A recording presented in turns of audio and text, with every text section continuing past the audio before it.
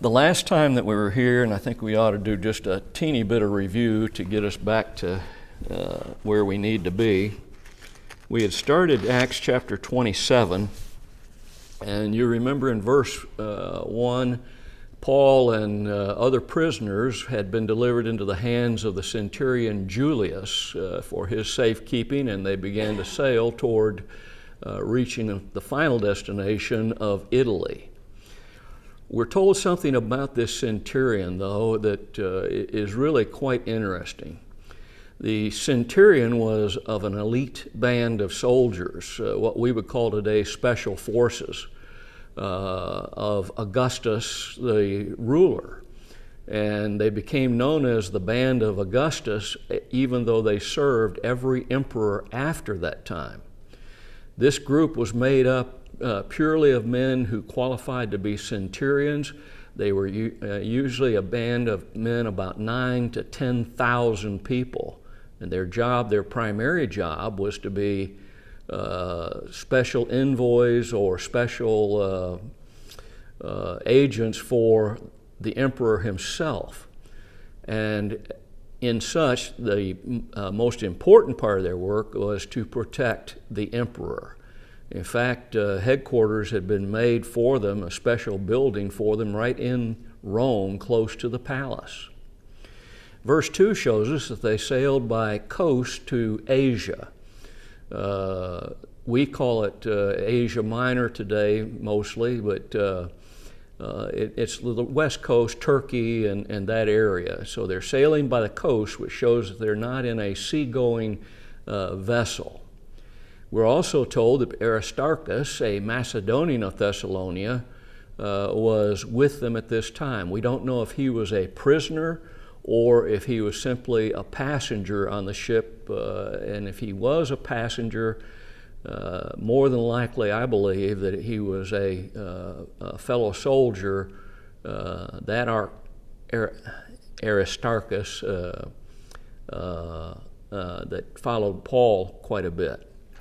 In verse 3, we see they reached a port, the port of Sidon, and there Julius, the centurion, gave Paul leave to go to his friends.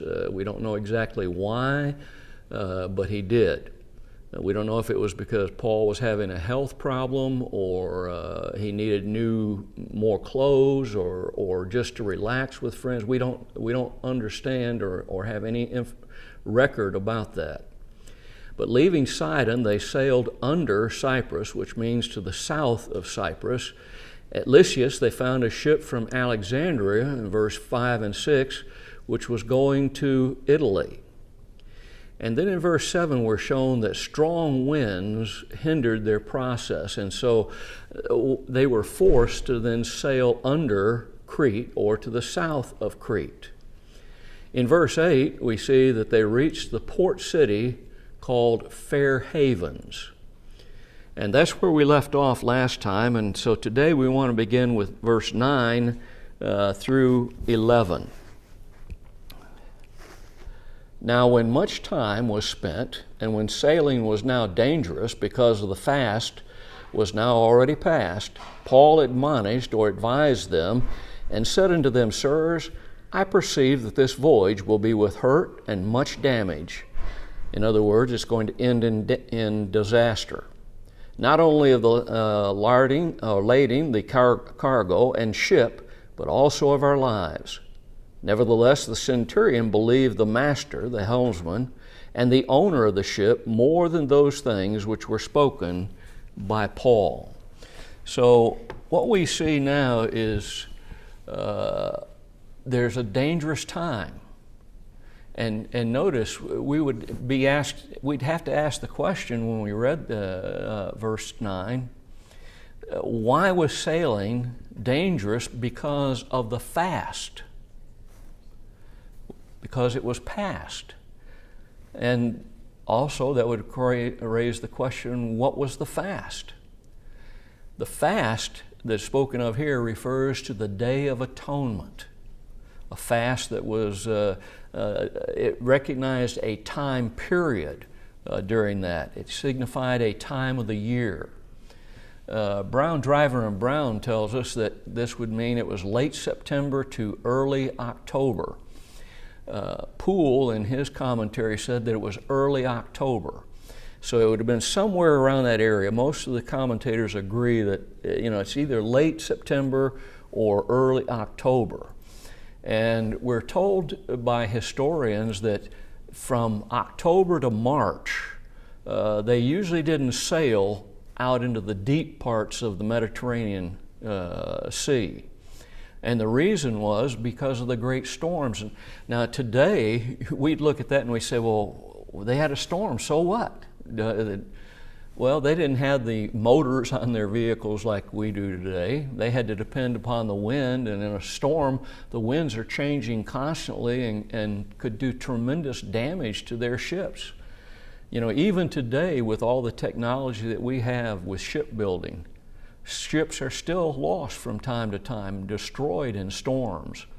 And so this was a very dangerous time, and Paul gave them, because of that, an admonishment. He warns them of an impending danger. In fact, it's going to be a disaster. And he warned them about that. He's trying to get them to understand you're going to lose the cargo, you're going to lose the ship, and it's very possible you could lose your lives. Was Paul using common sense as he told them this? I mean, it is the time of the year when great storms come upon the Mediterranean, and wooden ships are in great danger of being just literally torn apart because of that time of the year. Or did Paul receive a revelation? And I think that's what the answer is. He had a revelation. God told him there's danger. You continue to sail now, there's great danger. So Paul's really warning them, don't sail away from Lasea, where they were at that time. So who did the centurion believe? It appears even though the master of the ship, the owner of the ship, was on board, that the centurion was the final say. In one way that makes a lot of sense, but in another way to us of modern times, it doesn't make sense. The master of the ship, the owner of the ship, doesn't he have the right to say whether it's going to sail or whether it's not? But the indication is that it was the centurion who had the final say.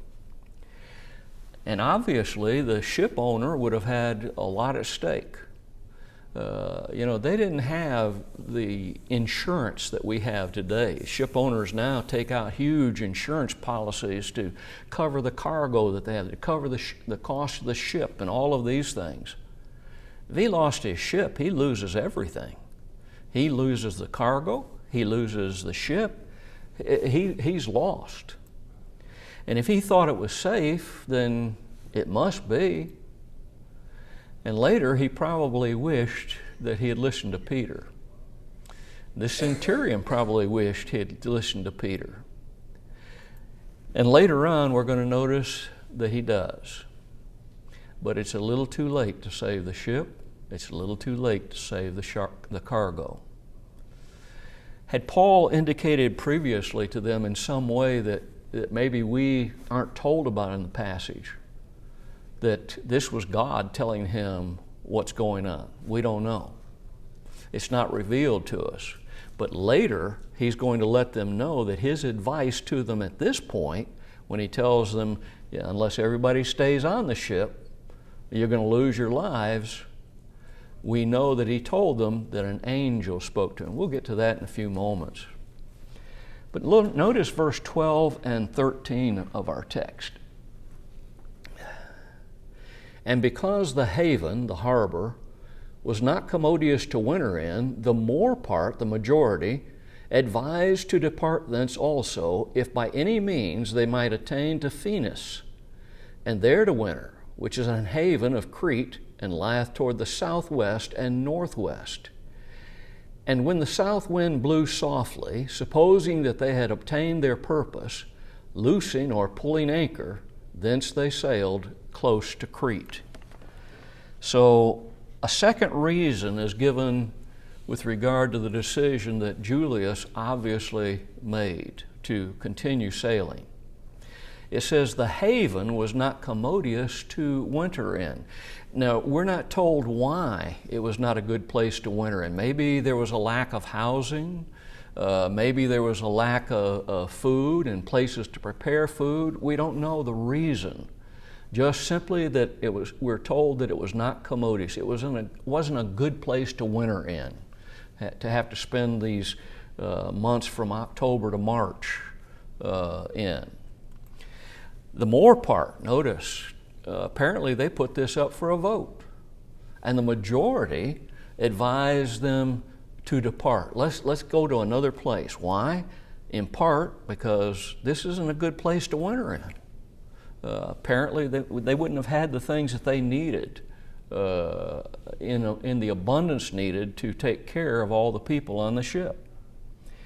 And interestingly, it appears that the authority on the ship again belonged not to the captain, but to Julius. It was his decision.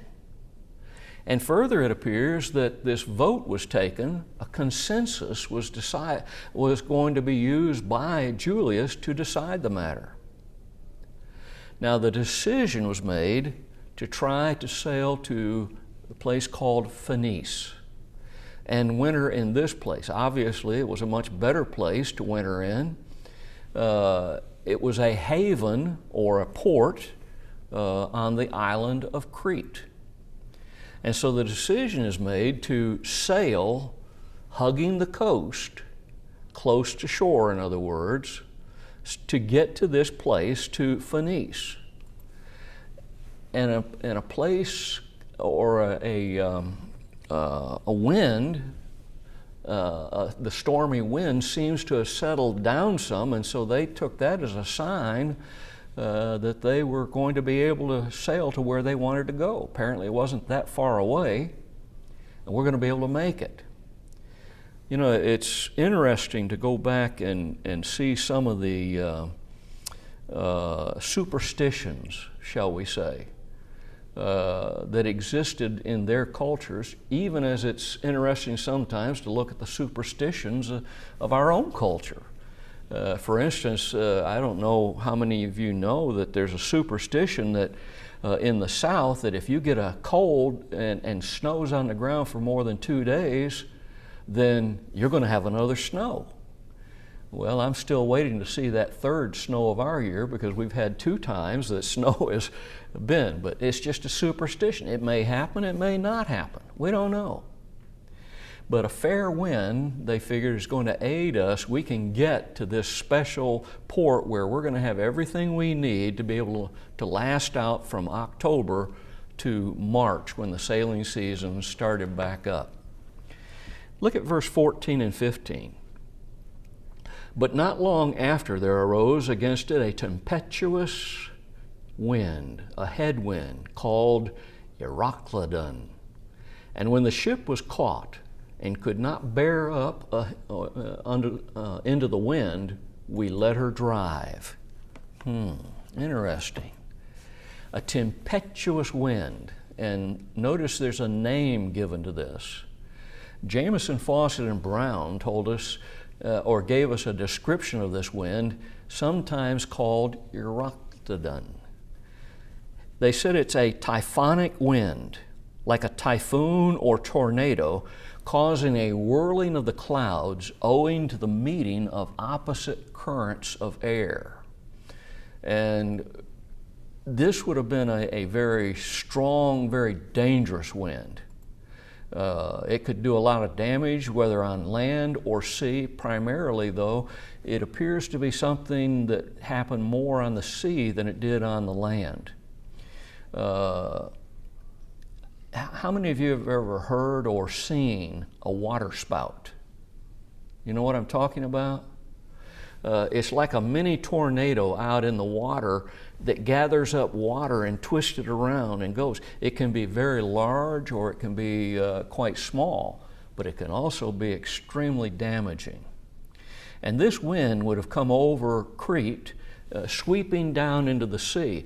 You'll remember we talked about, I think in the past, how on the Sea of Galilee a storm could come up very quick and very savage. And the way the winds came was over the mountains, and they would dive down into the Sea of Galilee and would cause extremely treacherous and dangerous waves to develop, and winds that could easily sink the fishing ships that sailed the Sea of Galilee.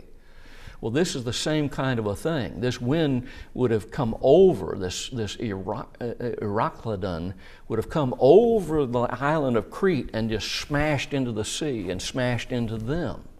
And that's the idea of what's going on here. They couldn't go forward, they couldn't go back. They had to just allow the ship to be driven by the winds wherever it's going to be driven. There was nothing they could do about it. All they could do now was to let this wind blow them where it might. And I think we can see how dangerous that could be. It could blow them onto a shoal. It could blow them onto rocks out in the sea. It could be very, very dangerous. They have no control of the ship, in other words. In verse 16 and 17, he said, "And running under a certain island, which is called Clauda, we had much work to come by the boat, which when they had taken up, they used helps or cables undergirding the ship, and fearing lest they should fall into the quicksands, strake sail, and so were driven." Notice it says, running under a certain island, which is called Claudia. Now, today this island is known as Gozo, and it is southwest of Crete. So if you get in your mind the island of Crete in the Mediterranean, this is an island that is to the southwest of Crete. And this, he then says that they had much work to come by the boat. Now, you remember that we talked, there's a difference between a ship and a boat. A ship is something that is seaworthy, that can go into deep waters. It is quite large in nature, but a boat is like a rowboat.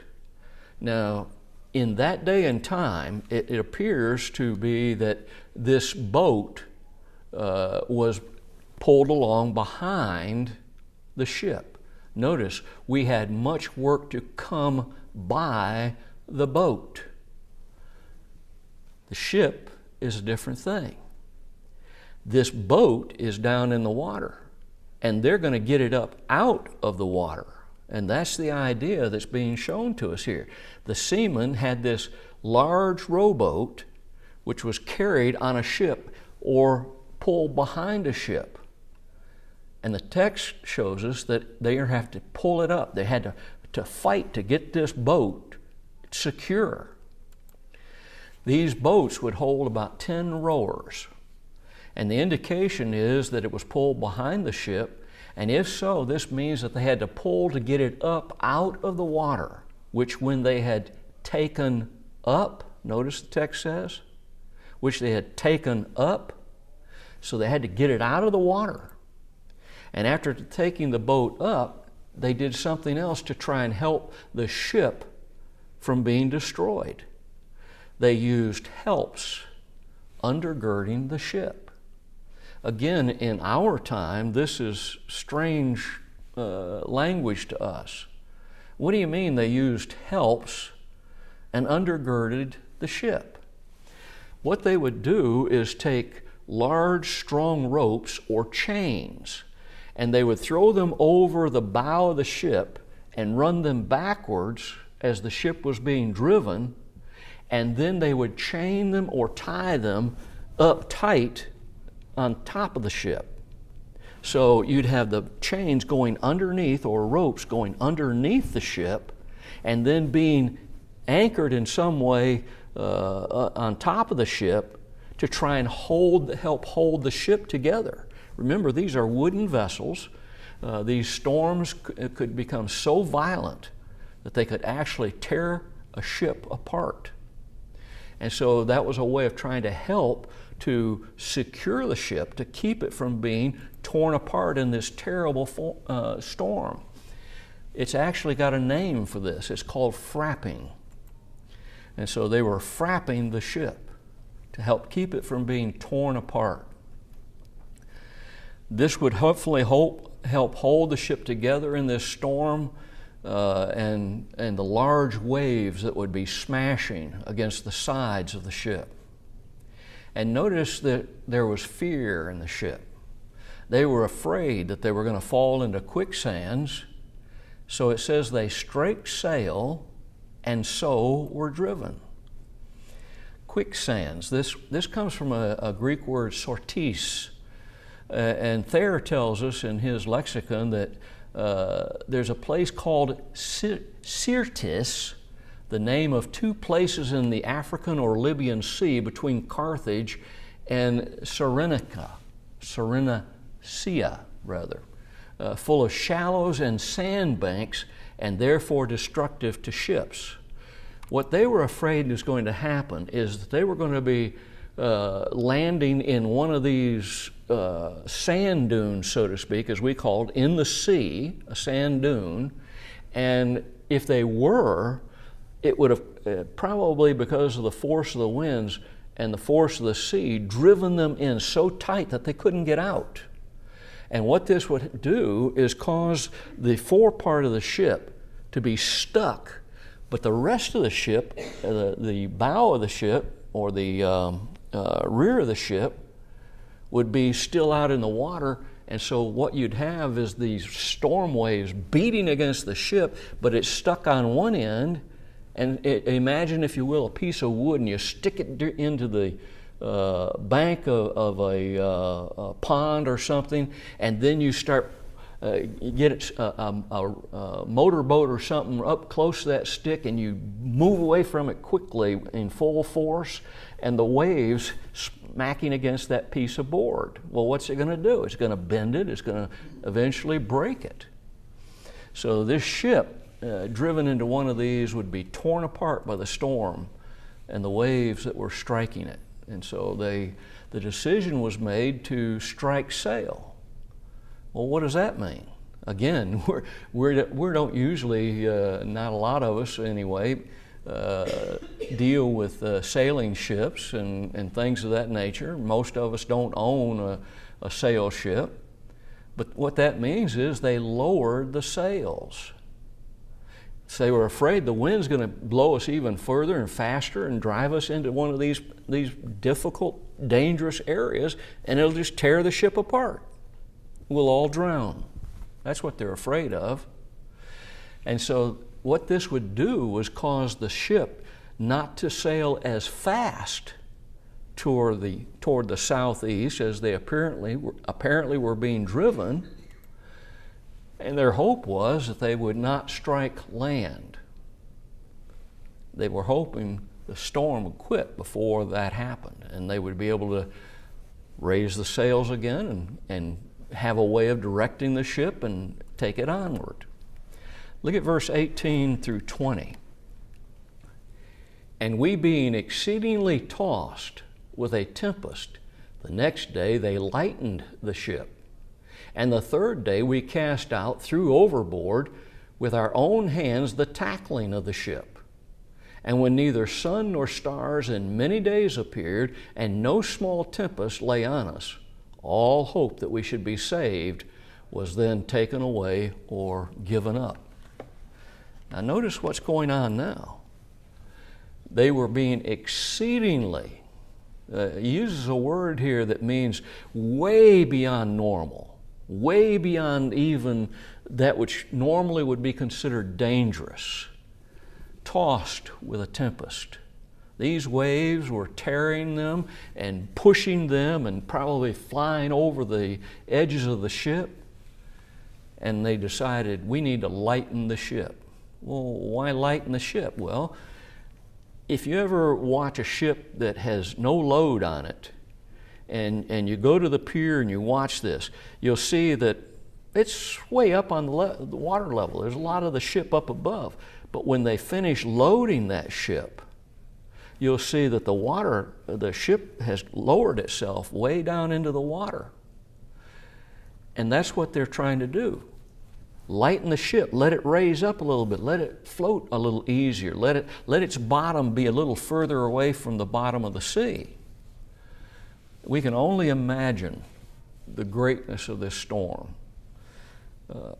I saw, when I was in Vietnam, from the height of a helicopter back way away from it, a typhoon hit the shore.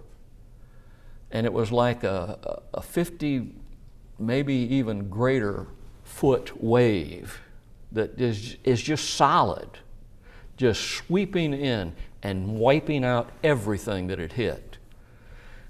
Remember the definition of this storm that was used. It's like a typhoon or a tornado that's hitting it.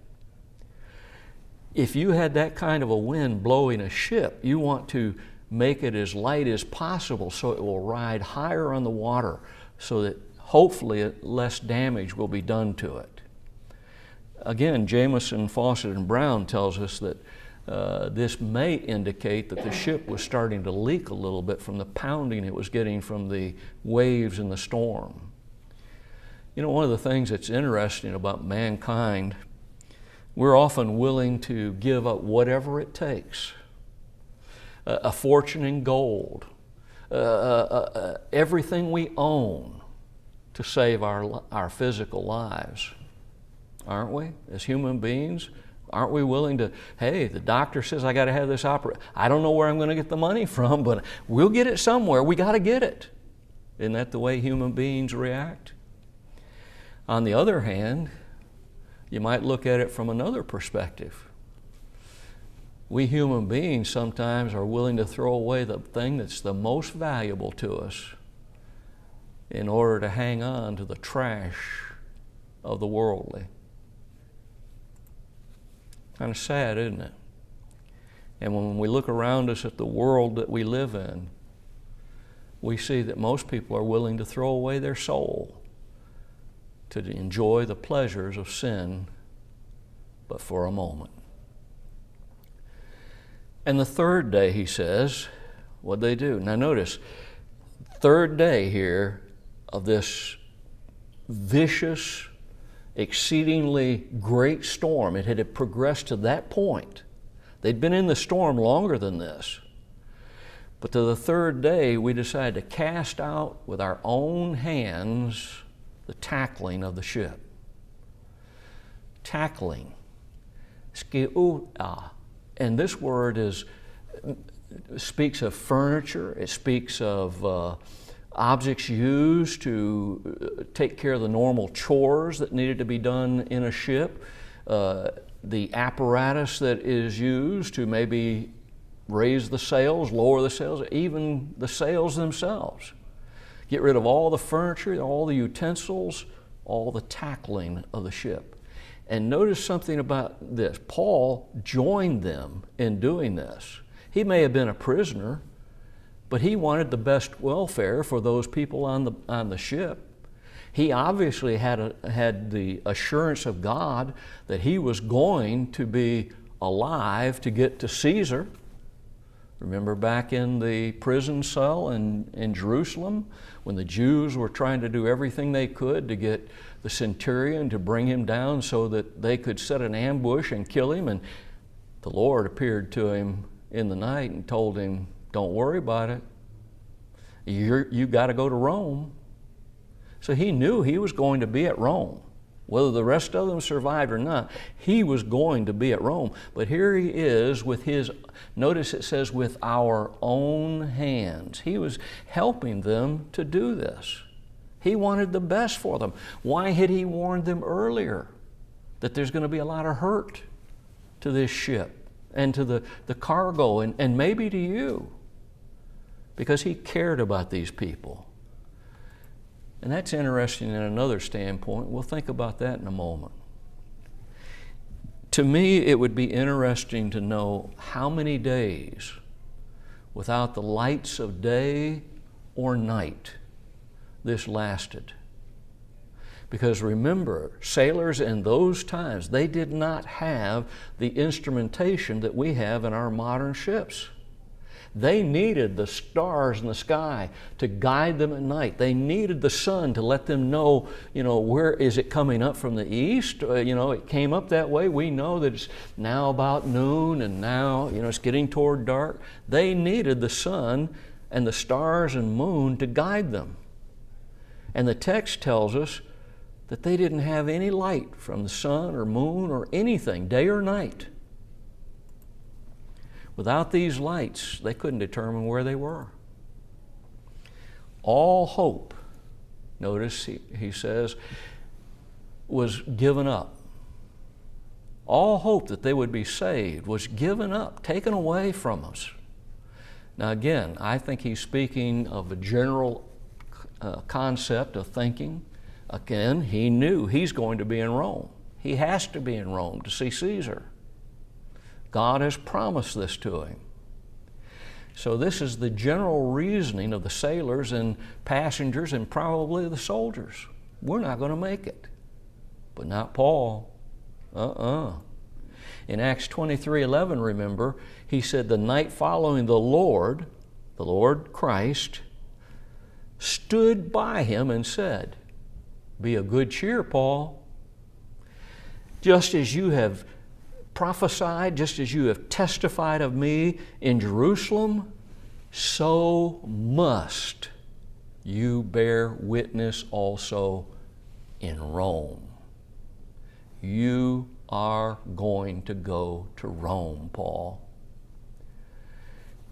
Bowles made a statement here in his commentary. He said, it was at this psychological moment when no escape through human agency was possible that Paul intervened with divine encouragement. Look at the next two verses, verse 21 and 22. But after long abstinence, Paul stood forth in the midst of them and said, Sirs, ye should have hearkened, ye should have listened unto me, and not have loosed from Crete, and to have gained this harm, this disaster and loss. And now I exhort or urge you to be of good cheer, for there shall be no loss of any man's life among you, but of the ship. That's what Bowles was talking about. Here, the sailors had given up hope. The soldiers had given up hope. The passengers basically have given up hope. Not Paul. Well, why? Let's look at the text. Long abstinence. That is, the American Standard says long without food. Campbell's translation says great want of food. In other words, they were so discouraged and so in doubt of being saved that they had just stopped eating. And he's telling them, you need to eat some food. When we go through times of great stress as human beings, what do we often do? We often don't eat like we should, or we don't often eat at all. It's been my practice over the years when dealing with a funeral of someone and dealing with the family, on the day of the funeral especially, I urge them to eat something.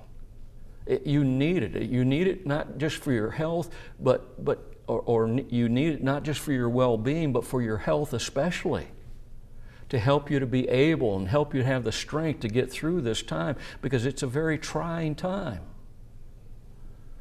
We, in essence, fast. We give up food. We don't feel like eating. Sirs, Paul said, you should have listened to me. You should have hearkened to my voice. Now, I want you to think about this. This is not the ha-ha, I told you so moment. That's not what he's doing at all. He's trying to get them, by saying this, to listen to him this time. They didn't really pay attention to him in the past. They didn't really pay attention and do what he knew they ought to do. Why, who's this Paul? This kind of an idea that we should listen to him. What does he know? He's not a sailor. What does he know about why we shouldn't sail at this time? He said this to get them to listen about what he was going to say. You know, I often tell the audiences, I've told you all this many times, there's not a one of us that needs to be lost. Paul had basically told them that in the past. If you sail now, there's going to be a lot of hurt to the ship, to the cargo, possibly to you. Folks, we don't have to be lost. Nobody has to be lost. Everybody in this whole world could have salvation. He needs them to listen. And so he reminded them that they could have saved themselves from all of this hurt, losing the ship and its cargo. But then Paul gave them some good news, and he gave them some bad news. Well, what's the good news? There's not going to be any loss of life. Now, obviously, if you look ahead, this is going to be dependent upon their actions. He says, no man's going to lose his life.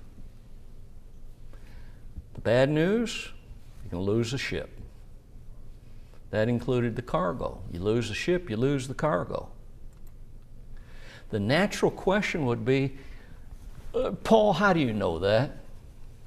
How do you know that we're not all going to die? But then how do you know we're going to lose the ship, but yet we're not going to die? As in all of God's promises, we're going to see there's a condition. As long as they do what God's messenger, Paul, the angel, the Lord, who talked to him that night or gave him that information, tells them to do. As long as they do that, there's not going to be any loss of life. In other words, obedience. You obey my message that was delivered through Paul to you, and none of you will lose your life. Poole wrote in his commentary something I thought was interesting. He said, harm and loss, misery and calamity is all that disobedient to God gets at the last. Isn't that the truth? If we disobey God now, if we disobey Him in this life, all that we can look forward to is disaster. Let's look at verse 23 through 25.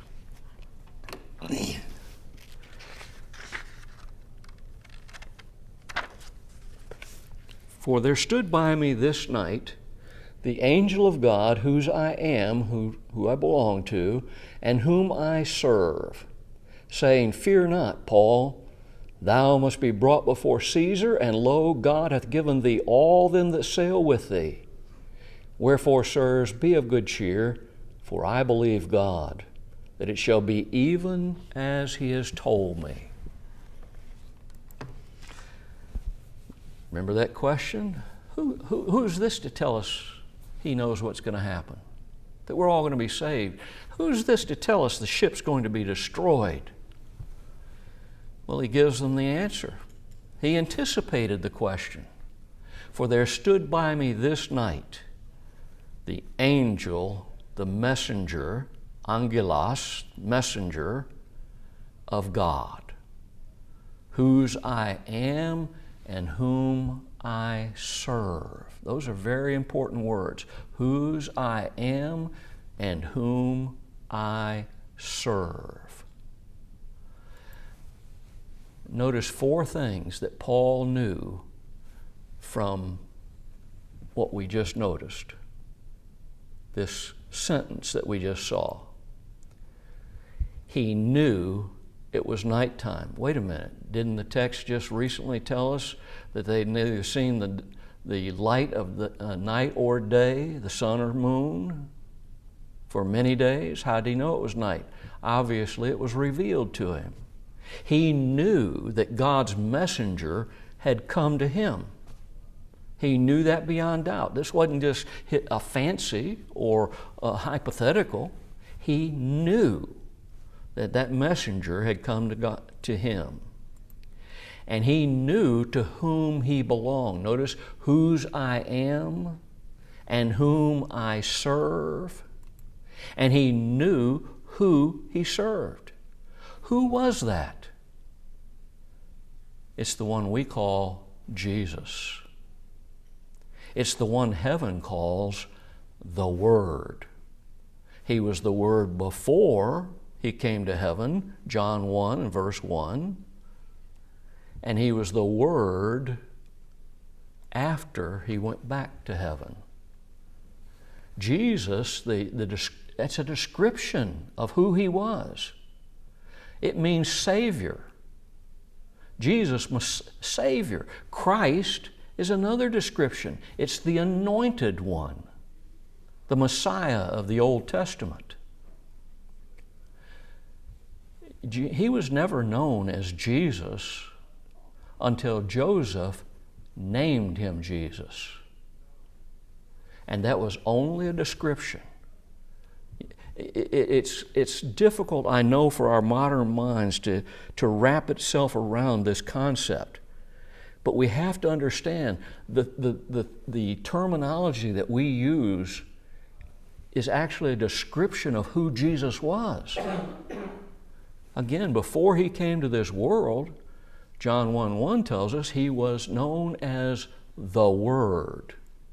And the book of Revelation describes him saying his name is the Word. Look at verse 24. Note that the messenger told Paul 3 specific things. First of all, he says, fear not. In my count, if my count is right, the term fear not is found in 148 verses in the Scriptures. You see, God doesn't want His people to be afraid. He doesn't want us to walk around scared all the time. He doesn't want us to walk around scared of the world we live in. He doesn't want us to walk around scared that He's some kind of an ogre God that's just looking for an excuse to hammer us. In Matthew 10:28, Jesus told us to fear not them which kill the body, but are not able to kill the soul, but rather fear Him which is able to destroy both soul and body in hell. That's not an unhealthy fear that we're to have of God. It's a healthy fear, knowing what He is capable of doing and allowing us to have that same amount of fear that we might have of taking our hand and putting it on the hot eye of a stove. We know it will hurt, we know it will damage us, and so we don't do it. Look at verse 31 of that same chapter. Fear ye not therefore, ye are of more value than many sparrows.